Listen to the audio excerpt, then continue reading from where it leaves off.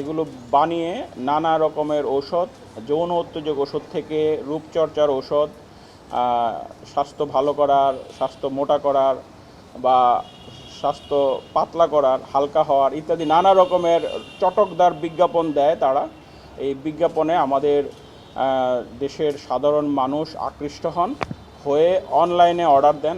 অনেকে আবার অফলাইনে সরাসরি ওনাদের কাছ থেকে ক্রয় করে নিয়ে যান, নিয়ে গিয়ে দেশের আনাচে কানাচে বিভিন্ন জায়গায় বিক্রি করেন।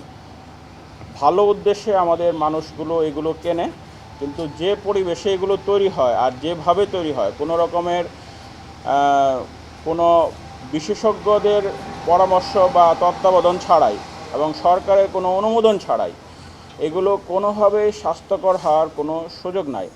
অস্বাস্থ্যকর পরিবেশে স্বাস্থ্যকর ঔষধ তৈরি হওয়া এটা কোনোভাবেই সম্ভব না। এই অসম্ভবকে সম্ভব করে আমাদের দেশের মানুষকে এই চক্রটা প্রতারণা করছে, প্রতারিত করছে এবং মোটা অঙ্কের অর্থ আয় করছে।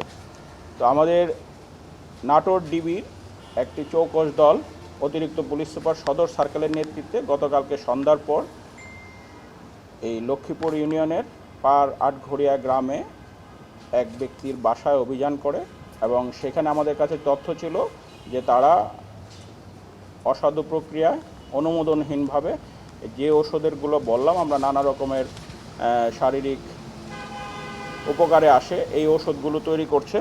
তো সেখানে অভিযানে গিয়ে আপনারা দেখতে পাচ্ছেন এখানে প্রায় 42 ধরনের ওষুধ তারা তৈরি করে।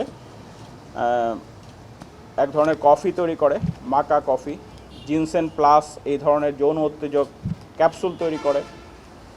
তারপরে সজনা পাতা, আরও কী কী পাতা আছে বিভিন্ন রকমের গাছ থেকে নানা রকমের ওষুধ তারা তৈরি করে দেশের বিভিন্ন প্রান্তে বিক্রি করে।